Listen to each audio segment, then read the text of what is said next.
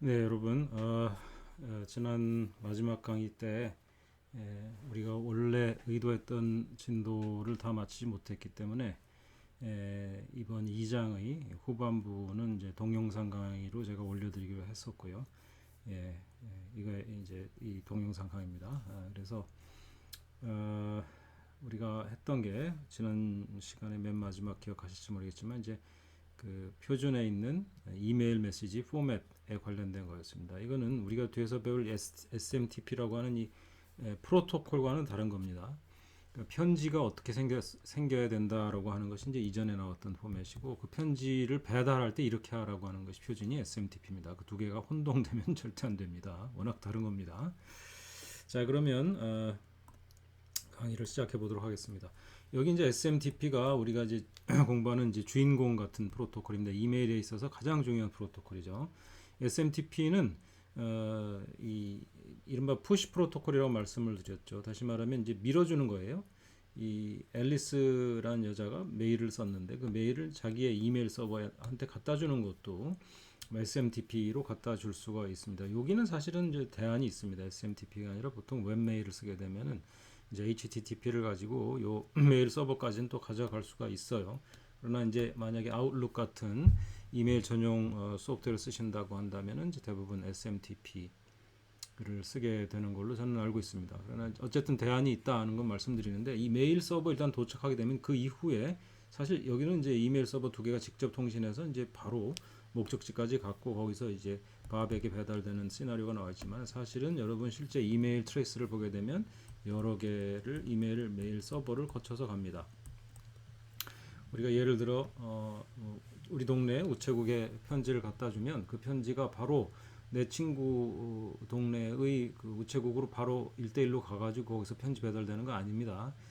우체국 시스템이랑 똑같아요. 그래서 우리 동네 우체국에서 우리 동네 뭐 구 단위에 있는 우편 집중국이라고 하는 보다 큰 우체국에 이제 모이게 되죠. 그 동네에 조그만 자잘한 우체국 브랜치들로부터 이제 온 우편물들이 다 그 집중국으로 모이고, 뭐 거기서 분류가 된 다음에 거기서 이제 뭐 전라도로 갈 거, 경상도로 갈 거, 충청도로 갈 거, 강원도로 갈 거, 뭐 이런 식으로 이제 크게 대분류가 되고 큰 트럭에 이제 실려 가지고 뭐 경상도로 갈 건 경상도로 보내지고, 강원도로 갈 건 강원도로 가고, 충청도로 갈 건 충청도로 가고, 전라도로 갈 건 전라도로 가는 이런 식입니다. 그래서 여러 개의 우체국들을 거쳐가는 것과 마찬가지로 이메일 인터넷에서도 이 지금 여기서 보는 것처럼 1대1로 딱 되면 되는 것이 이제 그 가장 아이디얼하죠. 뭐 인터넷에서는 뭐 어디 모여야 되는 건 아니기 때문에, 그죠? 뭐 분류를 위해서 모인다 그런 건 없어요.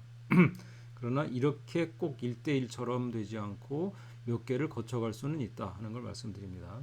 뭐 그건 이제 나름 그들의 나름대로의 사정이 있겠죠.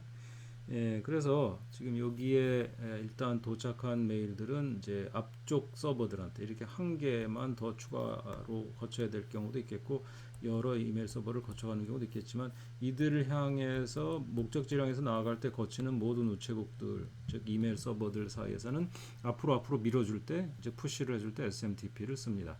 그러나 맨 마지막 단계에 가게 되면 이 맨 마지막 이메일 서버 여기에서는 푸시해주지 않습니다. 왜냐하면 이 밥이라는 친구가 지금 여기 이게 이런 데스크탑 앞에 앉아 있을지, 스마트폰으로 읽을지, 아니면 랩탑으로 읽을지, 태블릿으로 읽을지 알 수가 없어요. 그리고 언제 읽을 수 있을지도 모릅니다. 사실 이 밥이 자고 있을 수도 있잖아요.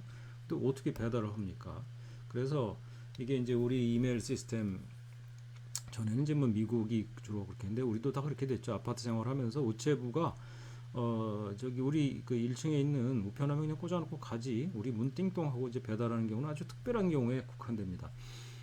미국 같은 경우도 이제 가정집인데 이렇게 우리가 이메일 박스 아이콘처럼 생긴 그런 데다 넣고 가버리지, 문 와서 두들기는 경우는 거의 없어요. 그건 이제 우리 저기 시골집들도 마찬가지인 것 같아요. 우편함을 바깥에 내 걸어 놓는 경우에는 그냥 거기다 꽂고 가는 것이죠. 그래서 여기 이제 메일 박스가 있어요. 메일 박스들이 있고, 이 메일박스에서 이 밥이 와서 꺼내가는 시스템으로 되어 있습니다. 이메일 시스템이 딱 그렇게 되어 있습니다. 이건 원래 미국의 생활 패턴을 반영한 설계가 되겠습니다. 그래서 요 이메일을 꺼내가는데 요거는 이제 푸시를 못하니까, 어디로 할지 모르니까 푸시를 못하죠. 어디 있는 줄 알고 푸시를 하고, 만약에 그 사람이 거기서 자고 있고 뭐 컴퓨터를 쓰고 있지 않으면 어쩌란 말입니까, 그죠? 그래서 그 컴퓨터 꺼져 있으면 말이죠. 그래서 이제 그런 경우를 대비해서 그냥 이메일 박스까지 넣어주는 걸로 SMTP의 역할은 다 합니다. 그리고 나서 이제 자기가 꺼내 가고 싶을 때 유저 에이전트가 자기가 풀 이제 끌어당기는 프로토콜을 써가지고 이제 끌어당기죠. 끌어당기는데 쓰는 프로토콜이 뭐냐가 여기 소개되어 있는데 사실 여긴 두 개밖에 안 나와 있죠. IMAP하고 HTTP입니다. 워낙 웹메일이 인기가 있다 보니까 HTTP를 이제 많이 쓰는데 그렇지 않고 이제 이메일 그 뭐라고 해야 되나요? 뭐 전용 프로그램 같은 거 이제 웹 인터페이스가 아닌 걸 쓴다고 한다면 뭐 아웃룩이나 뭐 이런 게 되겠죠. IMAP을 선택할 수 있어요. 물론 아웃룩에서도 HTTP를 선택할 수 있습니다. 프로토콜은 내가 어떤 프로토콜 쓰겠다고 하는 것은 이 서버에서 서포트 해주는 그 프로토콜에 하나면 되는 것이죠. 그래서 IMAP을 얘가 지원한다 그러면 IMAP으로 얘기하면서 꺼내오면 되는 거고 HTTP만 뭐 지원한다 그러면 HTTP로 걔한테 얘기하고 꺼내오면 되는 것이에요. 여기 언급된 거 하나 빠진 게 뭐냐면 옛날에 쓰던 팝3라고 하는 프로토콜이죠. 이름도 포스트 오피스 프로토콜이에요. 우체국 프로토콜 넘버 3 버전 3 이렇게 되죠. 그래서 여러분들만 삼성폰에서 이메일 저 구글 메일 쓴다 그러면 뭐 쓰시겠어요? IMAP을 쓰게 됩니다. 그때는 보통 이제 그렇고요. 뭐 데스크탑 PC 같은 데서 하면 이제 HTTP로 웹메일 같은 거를 하게 됩니다. 어쨌건 이런 이제 읽어오는 프로토콜이 또 따로 있다. 이메일 박스에서 말이죠. 그것까지만 얘기를 하겠습니다. 자, 그러면 오늘 이제 새로운 주제는 또 DNS라고 하는 건 DNS만큼 또 중요한 게 없죠. 그래서 DNS가 왜 중요하냐? 이거는 어떤 특정 응용을 위한 응용 프로토콜은 아닙니다. 뭐 예를 들면 HTTP는 웹을 위한 응용이죠. 물론 이제 바로 앞에서 이메일에도 쓸 수 있다 이렇게 돼 있었지만은 그래서 어떤 특정한 유저에게 정말 그 피부에 와닿는 그런 응용에 해당하는 응용 프로토콜인 경우도 있고요. 그렇죠. SMTP나 HTTP나 이런 것처럼. 그러나 DNS는 사실은 그거와 딱 연결되는 하나의 응용이 있는 게 아니에요. 그죠? DNS가 위해서 설계된 어떤 응용이 있습니까? 그거 없어요. 얘는 모든 응용을 위한 놈이에요. 응용 프로토콜이긴 한데 특정 응용 하나에 부속된 놈이 아니고 모든 응용을 서포트하기 위해서 있는 것이죠. 여러분이 이제 URL 같은 걸 쓰시게 되면 URL에 도메인 네임이 포함되어 있는 경우가 대부분이죠. 그럴 때 도메인 이름에 해당하는 IP 주소를 알아야만 이를테면 여기서 이를테면이라는 뜻은 도메인 이름이 꼭 IP 주소에만 매핑되는 것은 아니에요. 뒤에 가서 말씀드리겠지만 뭐 IP 주소가 필요하다. 그러면 IP 주소를 번역을 해줘야 되지 않겠습니까? 우리가 무슨 재주로 그 IP 주소를 알아내겠어요? DNS라는 시스템이 뒤에서 일하고 있기 때문에 이것이 가능한 것이죠. 자, 그래서 도메인 이름 이런 사설은 빼고요. 그래서 이 여러 가지 도메인 이름 활용되는 사례가 있는데 우리가 뭐 가장 잘 알고 있는 혹은 좀 비전문가에 속하시는 분들은 알고 있는 요거 하나 있죠. 도메인 이름을 IP 주소로 바꿔주는 요 번역을 DNS가 하는 거 아니냐? 그건 기본 중에 기본입니다. 사실 DNS가 처음에 개발되었을 때는 딱 이 용도 하나를 위해서 개발이 되었어요. 그런데 나중에 이 번역 있잖아요. 이렇게 도메인 이름이 주어져 있을 때 무엇인가로 바꿔주는 이것이 마치 데이터베이스 검색과 비슷하지 않냐? 키를 가지고 데이터베이스를 검색하면 뭐 그에 해당하는 결과가 나오잖아요. 그죠? 특히 뭐 릴레이셔널 데이터베이스 같은 경우는 특별히 더 그렇죠. 그런데 이제 이게 이런 거로 보다 보니까 이거 데이터베이스네. 실제로 그래서 지금 현재 DNS는 데이터베이스로 구현되어 있습니다. 구체적으로 말씀드리면 분산 데이터베이스로 구현이 되어 있고요. 따라서 어떤 키, 즉 도메인 이름이 여기서 키 역할을 하는데요. 도메인 이름을 주면은 내가 이러한 종류의 데이터를 내놔라. 그 도메인 이름에 해당하는 보통 뭐 우리 현실에서 뭐 비유를 든다면 김효곤이라고 하는 사람에 대해서 그 사람의 출신 학교가 어디냐, 혹은 그 사람의 직장이 어디냐, 그 사람의 키는 얼마냐, 그 사람의 체중은 얼마냐, 안경을 꼈냐 안 꼈냐, 뭐 그 사람이 남자냐 여자냐, 뭐 이런 식으로 그 사람에 대해서 여러 질문들을 할 수가 있잖아요. 그런 식으로 이제는 도메인 이름이 IP 주소 하나만 딱 얻어내는 툴이 아니라 도메인 이름을 얘기하고 그것에 대해서 다양한 데이터를 요구를 할 수가 있어요. 그래서 여기 얘들이 나오는데 이를테면은 뭐 메일 서버 이런 건데 코리아.ac KR은 도메인이죠. 도메인의 이름이에요. 그런데 이 도메인을 책임지고 있는 이메일 서버는 누구냐? 이것도 물어볼 수가 있는 거죠. 사실상 이메일에서 그걸 써야 돼요. 그러니까 이메일은 DNS 없이는 작동하지 않습니다. 왜냐하면 누군가 저에게 요건 그래 이메일을 보낸다고 하잖아요. 그럼 DNS 아까 SMTP 배우셨지만 나를 위해서 일해주는 그 SMTP 서버가 하는 일이 뭐냐면 이거 하는 거예요. 이 골뱅이 사인 뒤에 있는 도메인 이름부터 먼저 검색을 해요. 그래갖고 얘 책임지고 있는 이메일 서버가 뭐야? 이 도메인을 책임지고 있는 그걸 한다고요. 그래서 이 메일 서버를 찾아낸다거나 아니면 뭐 이 도메인 네임에 대한 자료를 다 들고 있는 네임 서버는 뭐야? 뭐 이런 거를 할 수가 있어요. 그래서 제가 한번 예를 보여드리도록 하겠어요. 잠깐만 나갈게요.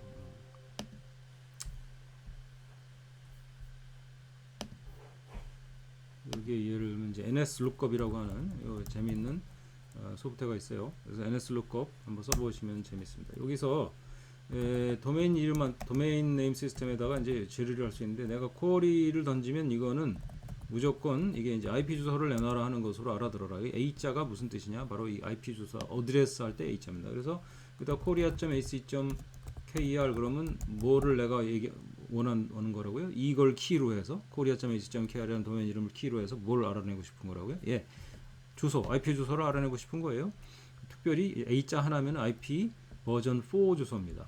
이렇게 하면 답이 나와요. 응답이 오죠. 응답이 뭐 앞에 있는 말은 제가 나중에 설명하겠고 뭐 권한 없는이라고 되는데 응답이 뭐로 옵니까? 걔는 IP 주소가 즉 korea.ac.kr이라는 그 도메인 이름에 실제 해당하는 컴퓨터가 있고 그 컴퓨터가 가진 IP 주소는 163.152.12야 이렇게 얘기를 합니다. 그러면 내가 이제 그래? 그러면 IP 버전 6 주소는 뭐냐? 이렇게 물어볼 수 있죠. 그거는 이제 IP 주소의 길이가 4배로 늘어났기 때문에 AAAA입니다. 그죠? 원초적이죠. 그래가지고 이렇게 해놓고서 똑같이 질문하는 거예요. 그러면 없어요. 답이 없습니다. 이 경우는 이제 무슨 말이에요? IP 버전 6 주소는 없습니다. 거기에 해당하는 그런 말이죠. 그래서 이번엔 뭐라고 하냐? 그러면 이제 MX로 메일 익스체인지의 약자인데 이게 메일 서버라는 뜻이에요. 여기서는. 그래서 이렇게 해놓고 다시 korea.ac.kr 똑같은 키를 준 겁니다. 앞에서 set query type은 A로 했을 때와 근데 여기다가 똑같은 키를 주면서 요구하는 query type만 MX를 바꿨더니 답이 이렇게 옵니다. 뭐로 오죠? 이메일 서버는 누구냐라고 하면 응답에 이메일 서버들이 나오는 5대가 있습니다. 우리 이메일 서버. 근데 이제 고대 안에 있는 건 아니고 고대가 몇 년 전부터 구글에게 Gmail에다가 우리 메일 서비스를 이제 위탁 운영하고 있어요. 그래서 메일 서버가 5개가 있어요. 특별히 여기 MX 프레퍼런스가 1이라고 되어 있는 이게 이제 가장 우선순위 높은 놈이에요. 1등짜리란 말입니다. 그래서 그 메일 익스체인저 즉 메일 서버의 도메인 이름이 axpx mx.l.google.com이고 걔의 IP 주소는 이렇게 참고로 142.251-169.26이다 이렇게 나옵니다. 예, 이렇게 똑같은 korea.ac.kr이라는 도메인 이름을 가지고 쿼리를 했을 때 내가 요구하는 바에 따라서 내가 요구하는 것이 무엇이냐에 따라서 답을 달리줘요. 데이터베이스 검색과 같은 메커니즘으로 작동을 하게 되어 있습니다. 또 하나가 이제 뭐 예를 들어 set query type을 NS로 네임 서버로 하면 똑같은 질의를 던지면 또 이런 답이 돌아옵니다. 답이 뭐냐? 그러면 우리 이 네임 서버라는 게 뭐냐면 쉽게 얘기하면 도메인 네임 시스템 서비스를 책임지고 있는 즉 korea.ac.kr이라는 질의를 제가 던졌잖아요. 이 도메인 이름에 대한 모든 자료를 갖고 있는 서버가 누구냐를 물어본 거예요. 그랬더니 뭐라고 봅니까? 2대가 나오죠.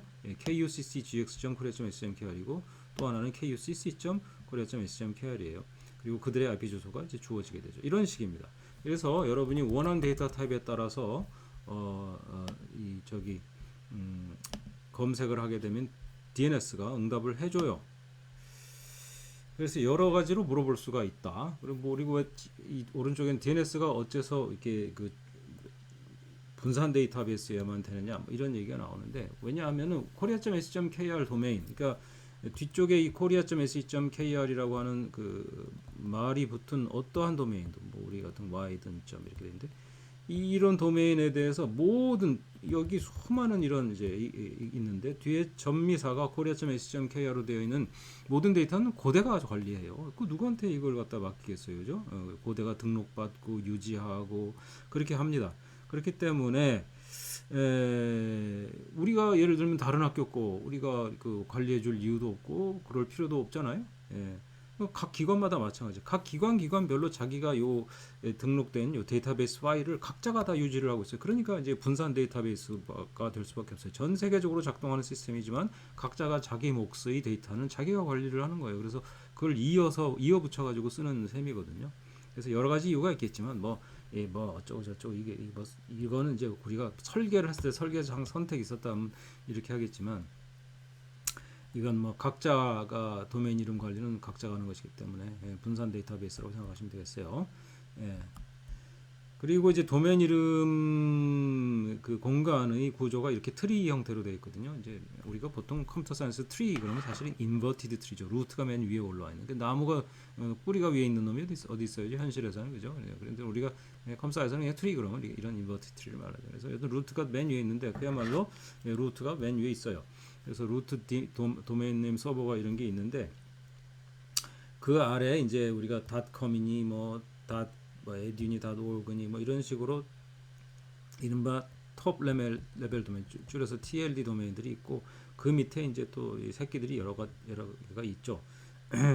그래서 여기까지는 굉장히 특별한 구조로 여겨져서 특별 관리를 하고 있습니다. 나머지 애들은 뭐 밑에 달린 새끼 노드들은 뭐 각자 알아서 하는 것이고 아까처럼 이 부분은 이제 특별한 관리가 필요해요. 이건 이제 왜냐하면 이거 얘를 작살내면 어떻게 됩니까? 이거 큰일 나는 거죠. 그래서 실제로 2000년대 초기에 그런 시도가 있었어요. 그래서 그 뒤로는 이 루트 네임 서버를 갖다가 이제 레플리케이션을 많이 해갖고 뭐 100단위도 넘어갑니다. 이 숫자가 원래는 이제 13개로 레플리케이션 시켰는데 이 중에 일부를 실제로 그 공격으로 무력화시켰어요. 이거 다 됐었으면 인터넷은 그때 이제 갑자기 멈췄겠죠. 물론 뭐 그렇다고 해서 그대로 끝나지는 않았을 거예요. 복구만 하겠죠. 그죠? 공격자를 찾아내고 공격을 차단하고 서비스를 복구하면 되는 것이긴 한데 이런 식으로 좀 이거 벌러러블하네. 누군가 와서 인터넷을 다만 몇 시간 며칠이라도 이렇게 다운을 시킬 수 있겠구나 하는 것을 자각하고선 그 공격 이후로는 수백 개로 이제 레플리케이션 시켜놨기 때문에 그런 지 더 이상 불가능해요. 아무리 화력을 집중해도 안 됩니다. 어쨌거나 이 위는 좀 특별 관리하고 있다고 하는 것만 아시면 될 것 같고 루트네임 서버는 원래 13개가 있는데 같은 데이터베이스를 가진 13개입니다. 그러니까 원래 이제 13개의 복제품이라고 하면 좀 이상하다. 하여튼 13개의 원본이 13개도 이상한데 하여튼 한 데이터를 가진 13개의 서버가 있는데 이거를 갖다가 이제 수백 개로 우리가 지금 넣고 놓은 상태고 우리나라에도 복제본이 있어요. 우리가 이제 일본보다는 조금 늦게 인터넷이 들어왔기 때문에 일본에는 이제 13개 중에 하나가 원래 있었습니다. 그래서 우리보다 한 발 앞서간 나라고요. 뭐 그건 인정할 수밖에 없습니다. 그리고 이제 우리나라에는 지금 복제본이 몇 개가 들어와 있죠. 제가 알기로는 13개 중에 3개의 복제본이 우리한테 들어와 있는 걸로 알고 있는데요. 뭐 그건 중요하지 않습니다. 더 이상은. 나머지는 뭐 그냥 넘어가겠고요. 그다음에 이제 TLD도 약간 이제 뭡니까 특별 관리가 되고 있는데 TLD도 종류가 몇 가지가 있어요. 첫째는 이제 지네릭 TLD라고 해서 GTLD라고 하는데 이런 식으로 .net, .com, .org 뭐 이런 거죠. 근데 요즘에는 원래는 이제 이게 7개인가 있어요. 이런 식으로 .edu, .gov, .int, .mil 이렇게 7가지가 있었는데 이제 뭐 에어로 한 100만 불 내면은 요거 탑 레벨 도메인 하나 살 수 있어요. 그래서 여러분들 부자면 살 수 있습니다. 그 아이칸 내에 있는 아이아나에 가면은 이제 살 수 있는 것으로 알고 있고 자 그럼 두 번째 종류의 TLD가 있는데 이게 CCTLD라는 게 있어요. 컨트리 코드 TLD. 컨트리 코드라는 건 뭐냐면 우리 해외 나가서 전화할 때 국내에 전화할 때 뭐 해요?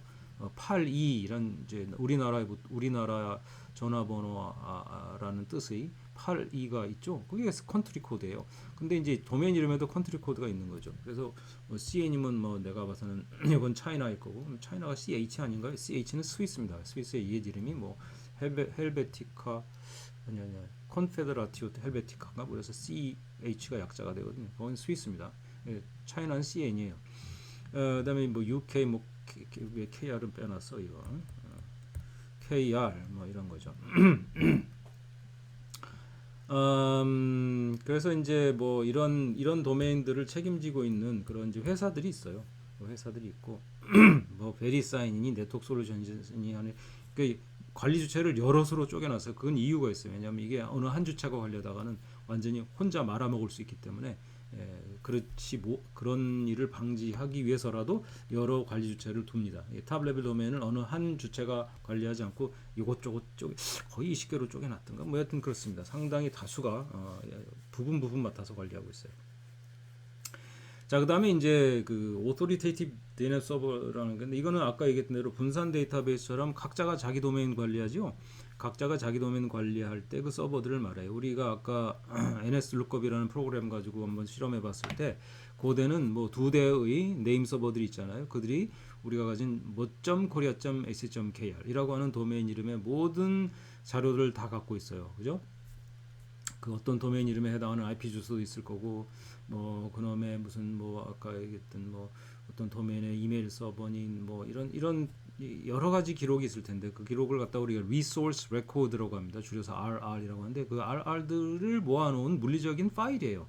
그 파일을 관리하는 서버들이 이제 그 authoritative 서버라고 하는 겁니다. 아까 NS 룩업을 할 때 뭐 권한 없는 응답 이렇게 되는데 권한이 아니고 이거는 이게 비전문가들이 번역하면 그런 이상한 번역을 하게 되는데 authoritative는 권한이 아니고 뭐냐면은 이제 그게 권위입니다. 권위 우리가 권위주의적이다. 뭐 이럴 때 그 똑같은 권위라는 말이 권위가 있다. 너의 대답은 권위가 있다. 권위자 그럼 뭡니까? 어떤 분야에서 그 사람은 믿을만하고 말이죠. 그 분야에 정통하고 헛소리 안 하는 그런 사람이잖아요. 권위자. 코리아.ac.kr은 우리가 관리하는 거기 때문에 우리가 권위자입니다. 우리가 아닌 다른 데가 나서 가지고 뭐 widen.korea.ac.kr의 IP 주소가 뭐야? 그게 권위 없는 그런 응답이에요. 우리가 코리아.ac.kr이 붙은 그 어떤 도메인 이름에 대해서도 우리가 권위자인 거죠. 그래서 우리 authoritative란 말을 그렇게 붙이는 겁니다. 이게 권위 없는 응답 이게 맞겠죠. 왜냐 이제 뒤에서 나오겠지만 도메인 네임 시스템은 캐시를 엄청나게 쓰거든요. 캐싱을 그 때문에 그런데 어쨌든 원본 응답은 우리가 가지고 있는 거예요. 그래서 각자가 이런 authoritative name 서버들을 운영하고 있어요. 그리고 이제 로컬이라는 이상한 이름이 붙은 로컬 DNS 네임 서버라는 게 있는데 로컬 DNS 네임 서버가 뭐냐면 우리가 예를 들어 이것도 우리가 또 예를 또 보여줘야 되네요. 그래서 예를 들면 우리가 이제 이거 IP config 해가지고 all 하면은 우리의 예를 들자 그러면 도메인 네임 서버 말이죠. 에 대한 기록도 우리가 갖고 있잖아요. 지금 지금 강의하는 PC가 제가 집에서 지금 강의하고 있는데 도메인 네임 서버가 168.126.63.1과 2 이 두 가지죠. 이건 이제 KT가 제공해주는 도메인 네임 서버인데 제가 KT 인터넷 서비스를 집에서 쓰고 있어요. 그래서 이 두 개의 도메인 네임 서버에 대해서 제 컴퓨터가 알고 있는 겁니다. 이미. 요걸 갖다가 이제 아까 강의 자료에서는 로컬 DNS 서버라고 하는데 사실 로컬이라는 말은 부적절해요. 여러분은 DNS 서버를 어떤 것으로든 선택할 수가 있습니다. 아까 NS 룩업을 다시 한번 해보시죠. 이렇게 해보면 여기에 지금 뭐라고 되어 있어요? 기본 서버하고서 어드레스를 지금 이렇게 되어 있죠. 아까 우리 KT의 서버 중에 하나인 거 금방 눈치채셨을 거예요. kns.korea.net이라고 하는 그런 도메인 이름을 가진 도메인 네임 서버예요. 이게 로컬 네임 서버인데 사실은 디폴트라가 맞습니다. 그래서 제가 만약 서버를 이걸 쓰기 싫다 그러면 이 서버에 뭐 4.4.4.4 이런 거 써버릴 수가 있어요. 이게 누구냐? 뭐 구글인 걸로 알고 있습니다. 구글인지 뭐 클라우드플레이어인지 모르겠는데 하여튼 다른 거를 쓸 수가 있어요. 그리고 똑같은 질문을 할 수 있어요. 코리아.ac.kr에 대해서 아는 바대로 얘기해봐. 그럼 얘가 이 대답을 안 해주네요. 그럼 딴 걸로 이거는 이제 서비스를 거부한 거고 그럼 서버를 잘못 골랐네. 그러면 서버를 8.8.8.8 이거는 작동할 것으로 예상을 하고 있는데 바로 나오죠. 그래서 이제 이게 아마 구글의 서버인 것 같습니다. 8888 그래서 얼마든지 우리가 쓸 수 있어요. 이건 멀리 있는 거잖아요. 멀리 있는데 제가 지금 쓰고 있잖아요. 그래서 이걸 로컬 서버라고 부르면 곤란하죠. 이거 구글 건데, 그죠? KT 것도 아니고. 그렇기 때문에 이건 이제 사실 정확한 명칭은 디폴트 네임 서버. 그러니까 내가 특별히 이렇게 서버를 바꾼다거나 지정하지 않아도 이제 사용하게 되는 그런 이제 네임 서버가 이런 이른바 로컬 네임 서버인데 사실은 이제 디폴트 네임 서버가 더 적절한 말이다 이렇게 말씀드릴 수가 있겠어요.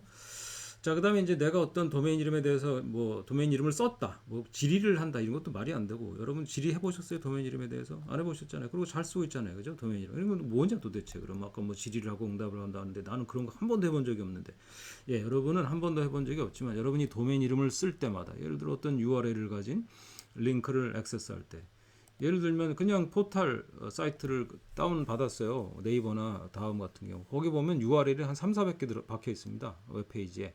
그럼 그 3, 400개가 URL이 거기 IP 주소 들어 있는 게 몇 개나 있겠어요? 거의 없어요. 다 도메인 이름이 들어가 있습니다. URL 속에. 그 도메인 이름 더에다가 이제 그 도메인 이름을 가리키는 호스트의 어떤 파일 구조가 나와 있고, 그죠? 파일 디렉토리 구조 따라 내려가는 정보가 있고, 메서드가 앞에 주어져 있고, 뭐 그런 거죠.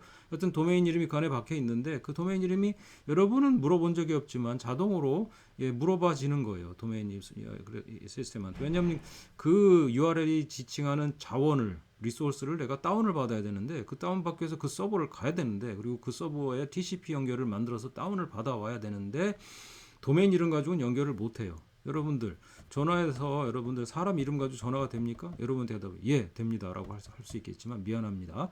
전화 네트워크는 철저하게 전화 번호로만 전화가 걸리는 것이 사람 이름 가지고 걸리지 않아요. 무슨 소리입니까? 멀쩡히 전화 걸리는데. 예, 그건 여러분의 스마트폰이 번역을 해줬기 때문이에요. 예, 여러분의 그 뭐 주소록에 있는 그 사람 이름 뭐 그 사람의 정보를 가지고 그렇게 꽉 누르면은 그것이 이제 전화번호로 번역이 되도록 전화번호부가 그렇게 돼 있는 거죠. 도메인 네임 시스템이 똑같습니다. 인터넷 내부에는 IP 주소밖에는 못 써요. IP 주소를 가지고 인터페이스 지난번에 소켓 배울 때 말씀드렸지 않습니까? IP 주소 더하기 포트 번호를 알아야 상대방의 프로그램을 찾아낼 수가 있고 그 프로그램과 이야기할 수 있다는 거 말씀드렸잖아요. 그런 것처럼 여기서 도메인 이름만 가지고는 어떻게 연결을 합니까? 그것을 도메인 네임 시스템 먼저 불러가지고 이 도메인 네임 시스템에 해당하는 IP 주소 내놔 뭐 이런 식으로 해야 된다 이겁니다. 예, 그래서 이제 그런 일이 늘상 벌어지고 있는데 어떤 식으로 벌어지느냐? 일단은 여러분이 도메인 이름을 가지게 되면 아까 했던 이른바 로컬 DNS 서버에게 물어봐요. 그 디폴트 네임 서버죠. 대답이 지금 2번이 절로 가버렸는데 대답이 그냥 여기서 대부분 옵니다. 99.999% 대답이 와요. 그러나 만약에 없다면 어떻게 돼요? 제가 모른다 얘가 모른다 하는 경우에는 어떻게 되느냐가 이제 지금부터 진행되는 얘기예요. 그러면 아까 얘기했던 뭐 전 세계 13개밖에 없었다던 그 루트네임 서버로 가서 그 질의가 거기로 전달이 돼요. 그럼 그 질의가 전달이 되면 얘가 대답을 주긴 주는데 그 진짜 대답이 아닙니다. 무슨 대답이 아니면 뭐냐? 대답이 아니라 그 다음에 찾아갈 서버에 대한 그 실마리만 넣는 거죠. 주소만 알려줘요. 다음으로는 재 찾아가 볼래? 재 찾아가 보면 네가 답을 넣는데 한 걸음 더 가까이 갈 수 있을 거야. 이렇게 되는 거죠. 3번이 그렇게 해서 오고 그럼 3번에서 얘기한 대로 그 개를 찾아가 보는 그럼 개를 찾아가면 개는 또 대답을 주냐? 또 개도 아니에요.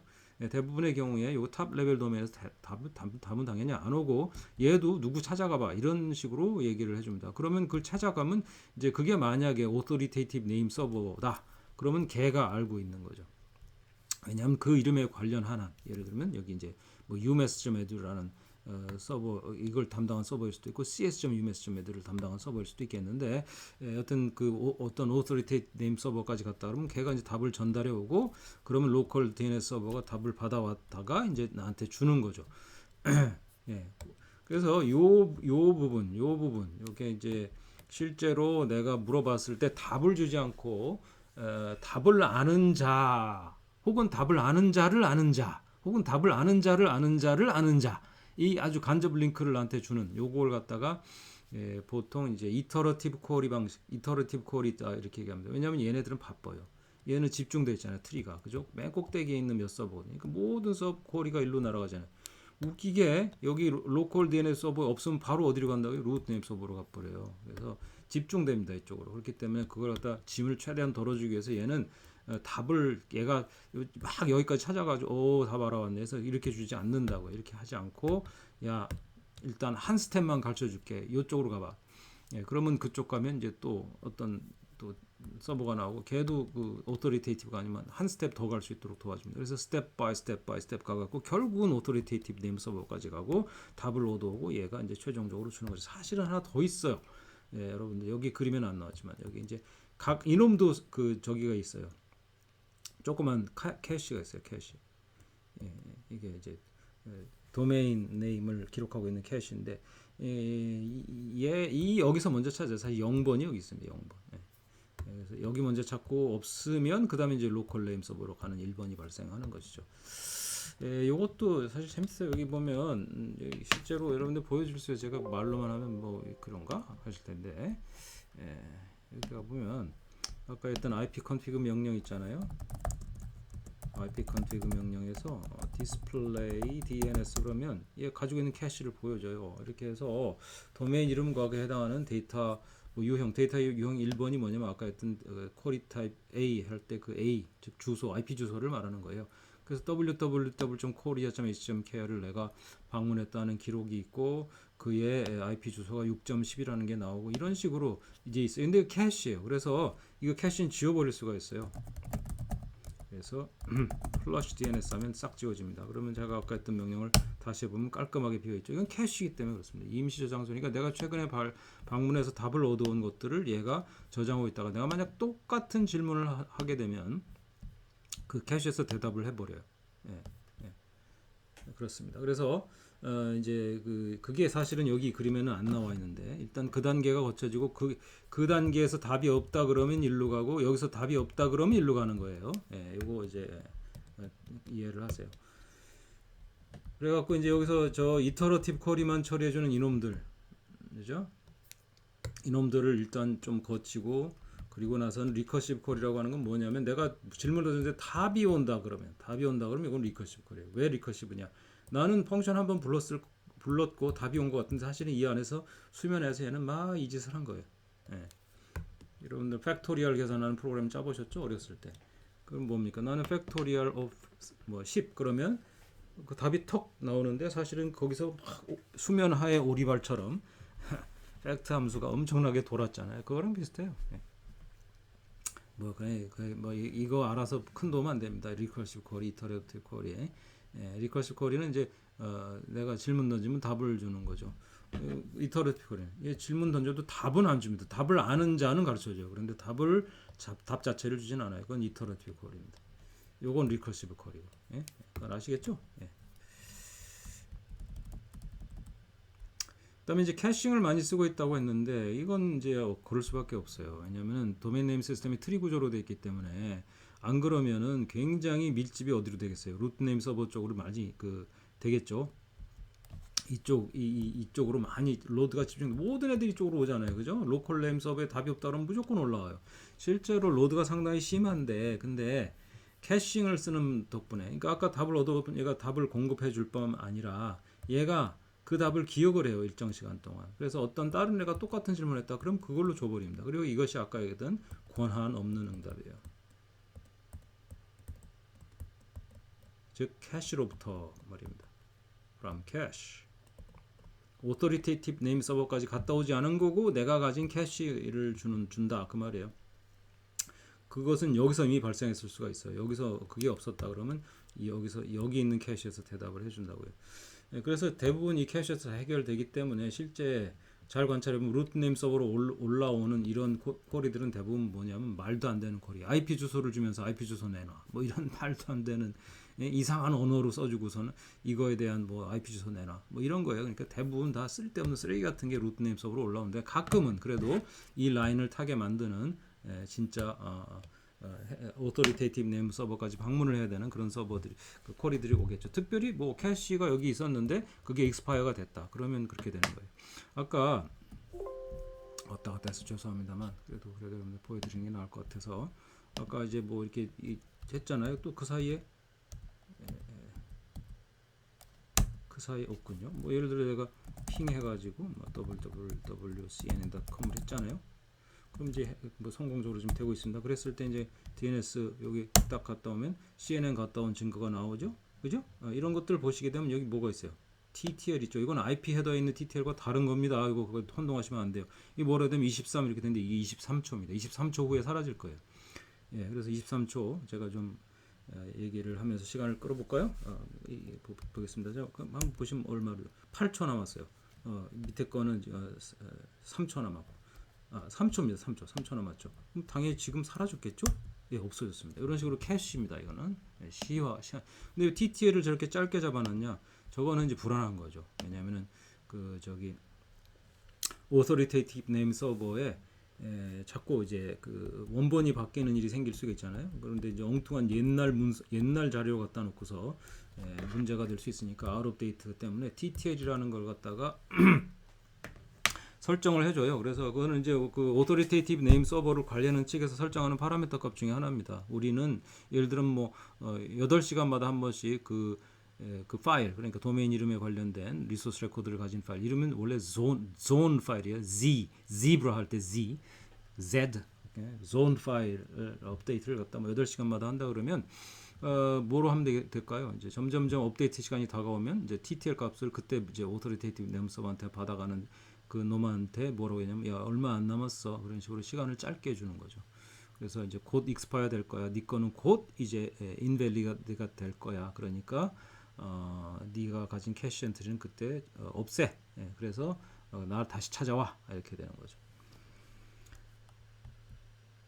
그래서 이제 A 타입 앱 보셨죠? 타입 A 그리고 MX도 아까 잠깐 보셨어요. NS도 보셨고요. 그다음에 뭐 CNAM이라는 게 있는데 대부분 이제 인터넷에서 이상 뭐 별별 이유로 도메인 이름이 사실 이제 그 본명이 아닌 경우가 있어요. 예명, 닉네임인 경우가 많아요. 예를 들면 제가 이걸 또 보여드려야 되나? 예를 들자면 그 NS 룩업을 다시 한번 가볼까요? 그래서 그 set query 타입 해놓고 cname 그래놓고서 아이고 cname 해놓고서 www.yahoo.com 하면은 이게 본명 아니에요. 그럼 진짜 본명은 뭐냐? www.yahoo.com의 본명은 이거예요. 뭐 자꾸 바뀌어요. meypcicfwwg06.yahoo.dns.net이에요. 여러분 이거 기억하실 수 있겠습니까? 기억 못하죠? 물론 이제 뭐 이건 거꾸로 된 거죠. yahoo.com이라는 도메인 만들고 나서 이제 그 다음에 이제 여러 다른 서버 만들고 어떤 특정한 서비스라는 걸 이걸로 만들어 놓은 다음에 이제 yahoo.com으로 대표하게 하는 건데 어쨌든 이런 식으로 도메인 이름이 본명인 경우들이 있어요. 어떤 이제 본명인 경우 그 본명은 cname이라는 이제 데이터 타입으로 저장이 되어 있습니다. 그래서 원하신다면 저걸 알아보시면 돼요. 여기 DNS 프로토콜 메시지의 형식인데 여기 보면 헤더와 바디로 나뉘어 있습니다. 그래서 헤더가 여기까지예요. 헤더에는 이제 이거는 이제 UDP를 DNS가 자 UDP를 쓰는 게 케이스 세 가지 있다고 그랬습니다. 이거 시험에 낼 거예요. 기억하세요. 첫째 뭐예요? 실시간. 두 번째는 멀티캐스트.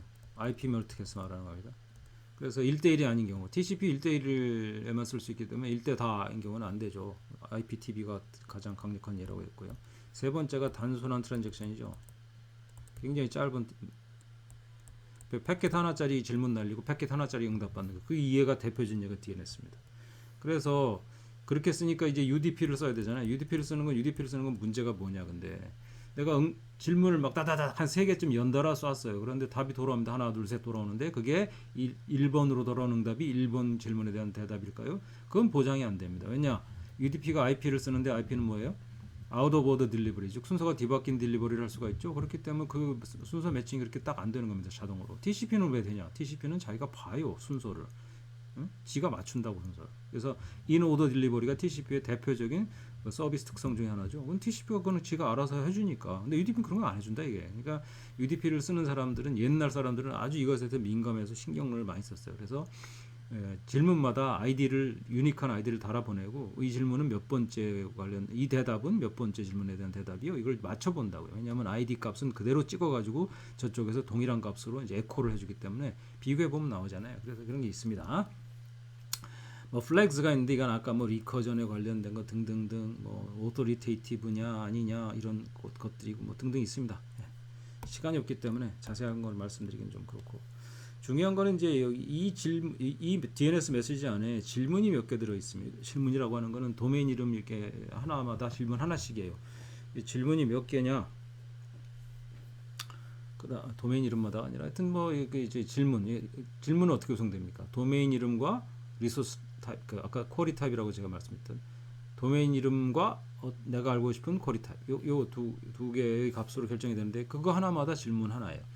그 다음에 이제 여기 또 만약 응답이라 그러면 응답이 몇 개 들어있냐. 그 다음에 아까 그 이터러티브 쿼리 인 경우에 다시 말하면 이게 진짜 답은 아니고 답을 알고 있는 자나 답을 알고 있는 자를 알고 있는 자나 뭐 이런 식으로 되는 경우에는 이제 그걸 오토리티 RR이라고 하는데 이 친구 찾아가 봐 이런 거죠. 그다음에 이제 아까 뭐 IP 주소를 묻지 않았는데 메일 서버를 물어봤더니 메일 서버 도메인 이름을 주면서 그 밑에다 참고로 걔는 IP 주소가 이거야 이렇게 적었다면 그건 애디셔널 인포메이션입니다. 자 그런데 여기 그러면 뭐 응답에도 그럼 질문의 개수가 있습니까? 예 있습니다. 도메인 네임 시스템은 재미있게도 질문을 복창합니다. 응답에 너 이거 이 질문이었지? 답은 이거야 이런 식으로 쓴다. 그러니까 응답에도 질문이 한 번 더 적혀요.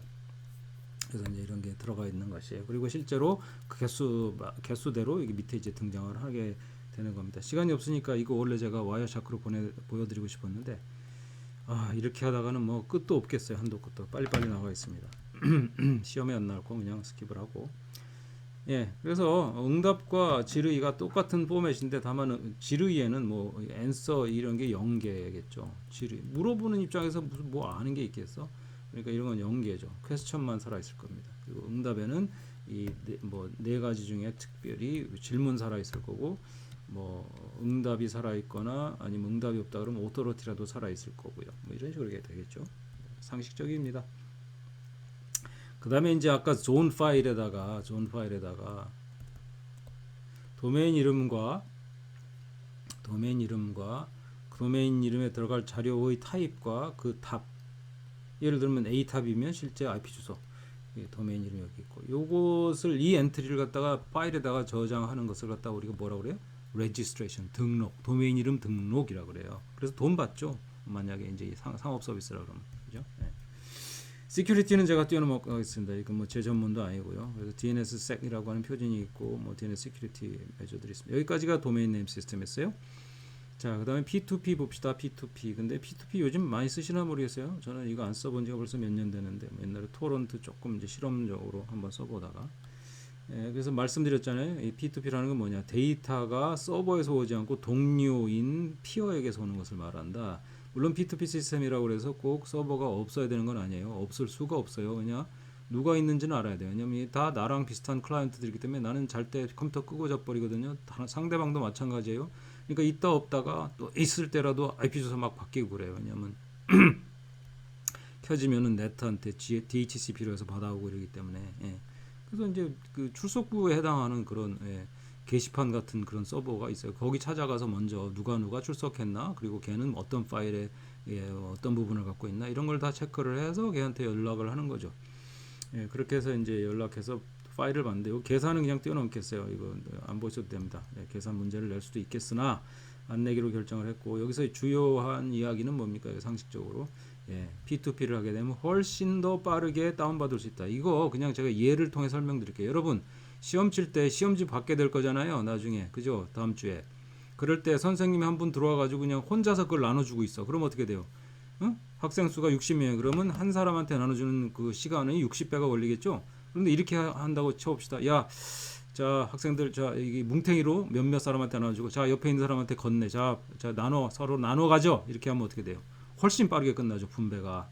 그거예요. 서버가 한 대인 경우와 서버가 지금 사실상 여러 대인 경우 아닙니까? P2P는.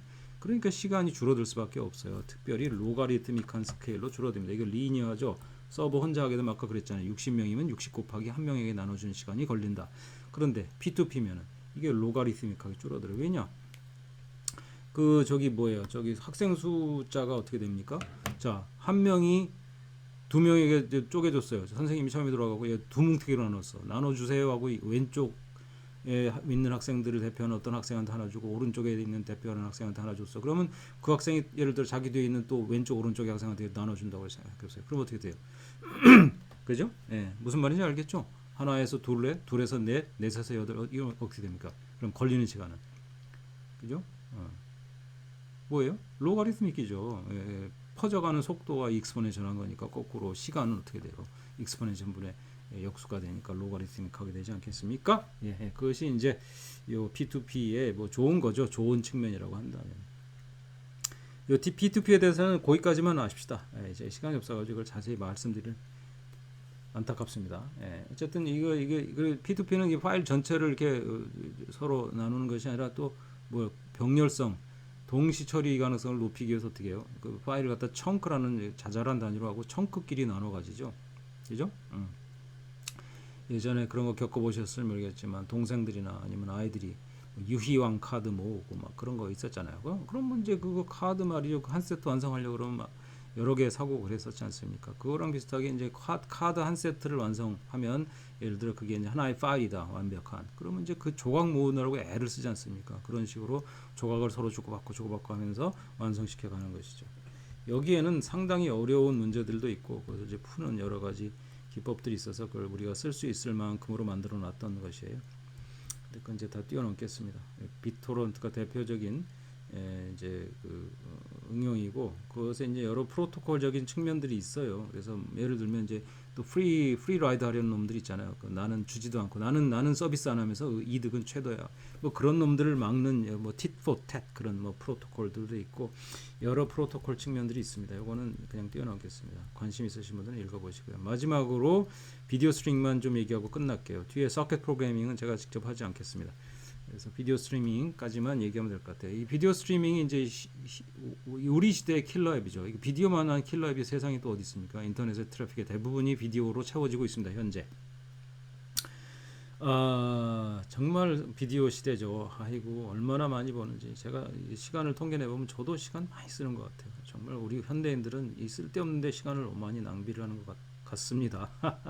자, 스트리밍이 이제 요즘에 대세죠. 뭐 스트리밍 엄청나게 많이 봅니다, 사람들이.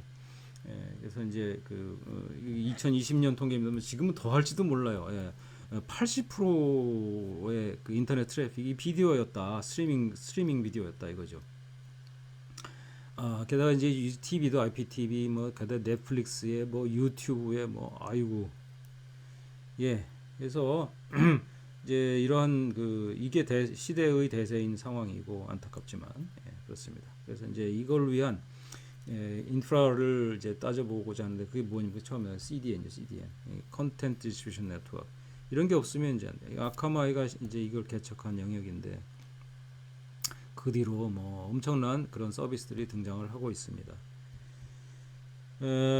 그래서 CDN들이 대부분의 트래픽을 갖다가 이제 유저에게 퍼나르는 그런 역할을 합니다. CDN은 네트워크예요. 다시 말하면 컨텐트 디스트리뷰션 네트워크이기 때문에 이 유저에게 실제로 트래픽을 배달하는 서버들이 네트워크로 연결되어 있어요. 그리고 우리 근처에 이제 하나씩 설치가 되죠. 그래서 수백 개 혹은 수십 개가 설치가 되어서 세계 곳곳에 박혀 있고 거기로부터 배달되는 겁니다. 그러니까 오리진 서버처럼 아까처럼 뭐 어느 한 서버에 가가지고 넷플릭스니까 넷플릭스 회사에 있는 서버가 아니겠느냐? No, 전혀 그렇지 않습니다. 넷플릭스가 어느 CDN들한테 이제 위임을 해놓고 거기다 그 서버들을 설치하고 각 지역에 가깝게 배치를 한 뒤에 거기다가 일단 분산해놓 자기 컨텐츠를 다 갖다 놓으면 거기서부터 다운해가는 그런 식입니다.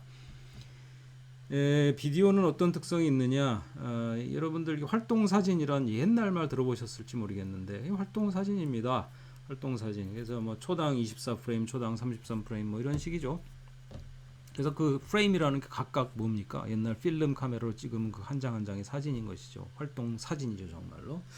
이제 사진을 어떻게 저장하느냐는 이제 그리고 또 어떻게 전송하느냐는 이제 컴프레션 테크놀로지가 발전하면서 좀 더 효율적으로 되긴 했습니다. 만약에 원본대로 하려고 그러면 인터넷이 감당할 수 없을 정도의 밴드위스가 필요한데 컴프레션을 많이 해가지고 그걸 줄여주고 있죠. 그래서 이제 두 개의 컴프레션을 합니다. 첫째로는 여기를 보세요. 여기 보시면은 공간이 비슷하게 생긴 것들이 많잖아요. 여기 이 색깔 비슷하고 그죠? 여러분 이게 뉴스 한 장면을 생각해 보세요. 그러면 배경은 가만히 있고 거의 안 움직이는 그 앵커의 머리와 그다음에 입만 조금 움직이겠죠. 그래서 대부분 움직이지 않는 그런 배경이 있고 그다음에 이제 움직이는 부분이 있고 그래서 움직이는 부분만 이제 코딩해서 보내고 그것이 첫 번째 이제 그 스페이셜한 그 공간적인 그런 컴프레션을 하고 거기에 덧붙여서 이게 비디오인 경우에는 앞쪽 프레임과 바로 뒤쪽 프레임이 거의 비슷하게 생겼어요. 그래서 거기서 델타만 코딩하면 됩니다. 델타의 차이밖에 없거든요. 그래서 이런 시간적인 또 컴프레션을 공간적이고 시간적인 컴프레션을 둘 다 함으로써 엄청나게 데이터량을 줄여버립니다. 그리고 이제 여러 특성이 있는데 비디오도 CBR이면 컨스턴트 레이트입니다. 그러니까 매 프레임이 여튼 네트워크로 배달되는 매 프레임이 이제 같은 데이터량을 가지고 있고 또 프레임과 프레임 사이의 시간도 동일함으로 해서 이게 이제 비트레이트로 따지자 그러면 한 숫자 상수로 표현될 수가 있는 반면에 또 VBR 같은 경우에는 이게 이제 그 비디오 코딩 테크닉에 따라서 실제로는 요즘엔 다 VBR을 씁니다. 그래서 이제 그 뭐 이런 VBR 테크닉들을 통해 가지고 아니군요. 여기 이게 VBR이군요. 여기 VBR이고 CBR 되겠습니다. 그래서 이 VBR이 훨씬 더 효율적으로 밴드위스 절약을 할 수가 있어요. 스트리밍 비디오는 뭐 이런 식으로 배달된다고 했는데 이게 이제 한 프레임 한 프레임 배달이 이렇게 진전되고 있는 것으로 보시게 되고 이쪽으로 오른쪽으로 시간이 흐르면서 말이죠. 이렇게 되고 있는데 요게 이제 전송할 때는 이렇게 하겠죠. 모범적으로. 그러나 이제 네트워크를 거쳐가다 보게 되면 이게 이제 이건 저장한 거 저장할 때 이렇게 했고 그다음에 이제 저장한 대로 고스란히 나눠 줄 텐데 플레이아웃 될 때는 그 똑같은 시간 간격으로 한 1초당 뭐 예를 들면 30프레임 이렇게 하고 딱딱딱딱딱 그렇게 균일하게 플레이가 돼야 우리 눈에 부드럽게 보이겠지만 그런 문제가 뭡니까? 네트워크의 딜레이가 들쭉날쭉일 수 있다. 그래서 이렇게 됩니다. 왜냐하면 매 프레임 전송할 때마다 네트워크 상황이 다 다르거든요. 그래서 이렇게 막 뭉치고 헤어지고 이렇게 여러분이 어떻게 지금 요즘은 여러분 참 시대가 좋아졌어요. 그래서 우리 때는 말이죠. 10,000원 버스 타고 학교 등교하고 그랬거든요. 그럼 골치 아파요. 왜냐? 버스가 막 안 와요. 한동안 안 옵니다. 이런 식으로 한동안 안 와. 한참 걸려. 지난번 버스 지나가는데 한참 걸려. 왜 그러냐? 막 사람들이 많이 타서 그래요. 많이 타고 많이 내리니까 시간이 오래 걸리지. 버스가 일부러 천천히 오겠습니까? 그렇게 많이 와. 그러면 10,000원 버스에 막 거기 매달리고 억지로 타서 갈 수도 있는데 못 탔어요. 그러면 보내.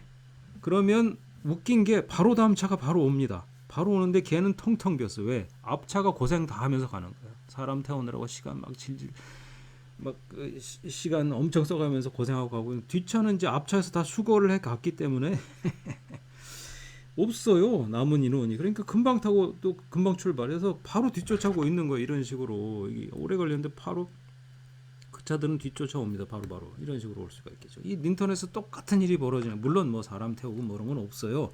근데 인터넷에서 이제 이러한 가변적인 딜레이가 발생하는 건 여러분 잘 아실 거예요. 픽만 쳐봐도 알아요. 픽만. 그러면 이번 패킷은 뭐 0.3초 걸렸는데 그 다음 패킷은 뭐 0.2초 걸리고 뭐 지각각이라거든요. 그러니까 이 딜레이가 네트워크 딜레이가 베리어블해요. 그렇기 때문에 도착하는 시간이 들쭉날쭉해서 이렇게 모범적으로 안 된단 말이에요. 그러니까 이걸 바로 잡아줘야 됩니다. 그래서 일부러 좀 지연을 시켜요. 일찍 왔더라도 좀 더 좀 기다려봐봐.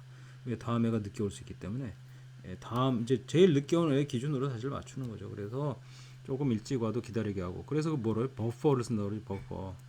살 정확한 명칭은 지터 버퍼입니다. 그 지터 사실은 더 정확한 명칭은 지터 업소빙 버퍼겠죠. 지터를 흡수하는 버퍼. 그래서 지터 버퍼가 있어요. 마치 댐처럼 말이죠. 홍순하고 가뭄 나는 그 강물을 댐이 막아서 홍순할 때는 넘치지 않게 하고 그 가뭄 날 때는 그럼에도 불구하고 지난번에 쌓인 물을 좀씩 흘려보내서 쫄쫄쫄 일정한 간격으로 흘려보내는 것처럼 일정한 레이트로 여기서 그런 일을 해요. 그래서 여러분들 그 지터 버퍼 가 있다는 거 아시죠? 예, 그래서 버퍼링 하고 옛날에 네트워크 상황 안 좋으면 지금도 그래요. 가끔 그 유튜브 보시면 뭐 하다 안 되면 멈춰버리잖아요 비디오가. 예. 그건 다 고갈된 겁니다. 플레이아웃 할 수 있는 게 없어요. 지터 버퍼로 흡수하다가 하다가도 어쩔 때 보면 지터 버퍼가 다 동의할 때까지 다음 프레임이 안 와버리는 엄청나게 딜레이가 발생하고 다음 프레임이 안 오는 경우는 그런 일이 벌어진다고요. 여튼 그래서 버퍼드 비디오가 필요하다. 지터 버퍼가 필요한 이유는 이것이다. 이렇게 돼 있죠. 그다음에 또 한 가지 개념이 이제 대쉬라는 개념인데 이거는 뭐냐면 이제 HTTP를 써가지고 배달하는 경우에 다이내믹 어댑티브 스트리밍 오버 HTTP인데 이게 뭐냐면은 유튜브 보신 분들은 경험해봤을 거예요. 네트워크 커넥션이 되게 안 좋은 때는 막 해상도가 막 깨져요. 해상도가 깨진 다음에 해상도가 낮아져요. 그래서 뿌연 그림을 볼 때가 있습니다. 근데 어쩔 땐 또 해상도가 높아져가지고 굉장히 선명한 그림으로 영상을 시청할 때가 있어요. 그건 무슨 일일까요? 이것은 이런 대쉬 같은 기법 때문입니다. 이 대쉬들은 어떻게 하냐면 이게 이제 그림을 보는 게 나을 것 같은데 뒤쪽에 그림이 나오나 안 나오나? 엉뚱한 애니메이션이 하고 앉아 있고 그 어떤 그 영상을 저장해서 기록할 때 낮은 레졸루션, 중간 레졸루션, 높은 레졸루션 이렇게 여러 버전으로 해요. 그렇게 해놓습니다. 그럼 이제 이게 마치 이렇게 이제 진행되겠죠. 그 어디다 놓을까요? 저기 아까 얘기했던 CDN 여러분 집 근처에 있는 이 CDN 서버 이게 사실은 예를 들어 넷플릭스다 그러면 넷플릭스에 있지 않다니까요. 여러분들 뭐 근처에 있습니다. 홍콩이나 일본이나 이런 데 있을 수 있겠고 한국에 있을 수도 있겠고. 근데 새 버전을 이를테면 놨다. 그래서 여러분이 봅니다. 네트워크 상황이 좋을 때는 뭐 높은 해상도로 보다가 이게 사실 이렇게 끊어져 있어요. 일부 구간별로 이렇게 파일이 다릅니다. 그 다 URL 다르고 그 파일마다 URL 다 달라요. 이거 다 다른 URL, 이거 다 다른 URL. 그래서 이로 이제 시청을 잘 하고 있어서 그랬더니 갑자기 네트워크 상황이 좀 안 좋아졌어. 그러면 다음 좀 밑에 단계 레졸루션은 서포트할 수 있을 것 같아. 어차피 그 레졸루션이 낮아지면 데이터량은 적어지잖아요. 그러니까 이제 네트워크 상황이 감당할 수 있어. 그러면 이렇게 뜁니다. 이렇게 돼요. 빨간색이 그러면 잘 뛰겠다. 이렇게 쭉 가다가 일로 뛰어버려. 다음 청크에서는. 예, 그 다음에 이제 이렇게 또 가다가 좋아졌어. 다시 올라가. 그래서 여러분이 영상이 좋아졌다 나빠졌다 하는 거예요. 나빠져 다 떨어져. 가다가 심지어 더 나빠졌어. 그럼 이렇게 떨어져. 아주 흐릿하게 보다가 뭐 이런 식으로 이것이 가능하게 하는 것이 대시입니다. 그래서 이 세 가지 테크닉이 요즘에 이제 비디오에 쓰게 되는데 이러한 대시 여러 그 레이어드 코딩을 해갖고 이 다양한 종류의 레졸루션을 가진 스트림 사이를 왔다 갔다 하게 하는 네트워크 상황 관찰해가면서 말이죠. 그거 테크닉. 그 다음에 이제 그 지터 버퍼 쓰는 거. 그 다음에 인코딩이야 뭐 여러 가지 인코딩 방법이 있습니다. 그래서 이런 세 가지 기법이 한꺼번에 이제 집약이 되어서 여러분의 영상 시청을 보다 부드럽게 해주고 있다 이렇게 보시면 될 것 같아요. 그 CDN은 뭐 영상만 해주는 건 아니에요. 그 지난번에 웹 배울 때 말씀드렸잖아요. 웹 캐시도 이제는 CDN 회사들에서 한다. 그죠? 그래서 뭐 아카마인이 아니면은 뭐 라임라이트니 뭐 이런 회사들이 하고 있는데 각자 비즈니스 모델이 좀 다르고 비즈니스를 하는 상대 그 고객들이 조금씩 달라요. 그 비즈니스 모델에 따라서 어떤 회사들은 이제 그 서버들이 이렇게 많지 않은 경우 또 서버가 무지무지 많은 경우 이렇게 여러 가지 각자 이유가 있습니다. 뭐 10대 24만 이렇게 갖고 저쪽은 굉장히 센 놈이 이쪽은 약간 그런 뜻이 아니고 각자 타겟하는 그 고객층이 다르기 때문에 그런 모델로 달라지고 이런 디플로이먼트도 달라지게 되는 것입니다. 위치도 달라지고요. 그 정도만 아시죠. 넷플릭스의 경우에 이제 그 예를 들면 이런 식으로 그 주요 영역마다 그 주요 지역마다 이런 식으로 이제 서버들이 다 배치가 되어 있고 매니페스트 파일이란 말이 지금 왔다 갔다 춤추고 헤엄치고 왔다 갔다 했는데 매니페스트 파일이 아까 얘기했던 그 청크마다 URL이 어디 URL 다르다고 했잖아요. 그 URL을 다 기록하고 있고 그 URL에 해당하는 자원은 어디 있다 이런 걸 기록한 파일이에요. 그래서 그걸 일단 받아와요. 그리고 왜냐하면 내가 일로 갔다 절로 갔다 해야 되기 때문에 그 URL 다 파악하고 있어야 될 거 아니에요. 그죠? 그래야지 독성 안 좋네. 다음 밑에 레이어로 내려가자 해서 그 해당하는 URL에 해당하는 서버로 찾아가서 그걸 그 청크 받았다가 플레이아웃 하고 뭐 이런 식이죠. OTT는 뭐 워낙 하실 거고 요즘엔 OTT 워낙 많이들 보시잖아요, 그죠? 그래서 요거 이제 얘가 나옵니다. 그래서 이제 이런 웹페이지로 찾아가 가지고 아까 배운 DNS를 사용해서 뭐 이거는 뭐 뻔한 얘기니까 그래갖고 DNS를 사용해갖고 실제 이제 약간 CNAME 요거 이제 별칭이니까 그걸 갖다 이제 본명으로 바꿔오고 그걸 가지고 이제 오토리티 네임 서버 가가지고 이제 뭐 실제로 CDN 서버의 이름을 알아내고 그다음에 이제 거기다 이제 TCP 연결하고 HTTP로 해갖고 이제 스트리밍을 시작한다 뭐 그런 거죠. 그래서 뭐 아마존 클라우드를 넷플릭스가 쓴다고 하는 전제하에 이런 식으로 이제 이해가 나오니까 한번 보세요 그냥. 그래서 여기까지일 것 같아요. 제가 시간이 많지 않아 가지고 그냥 후다다다닥 끝내버렸는데 사실은 그 재밌는 주제들이거든요. 사실은 하나하나 들여다보면 여기 모든 참 기술이 많이 집적이 되어 있는데 뭐 시간상 이거를 자세히 설명드릴 수가 없어서 안타깝습니다. 그래서 이번 학기는 여기까지 하기로 하겠고요. 시험은 지난번에 말씀드렸습니다. 각 장에서 1개 혹은 2개의 문제를 낼 텐데 뭐 2개쯤 되겠죠. 매장마다 지금 장수가 얼마 안 되니까. 근데 이제 구질구질한 잡다한 구석에 있는 그런 거 찾아내서 여러분 골탕 먹이는 문제는 없습니다.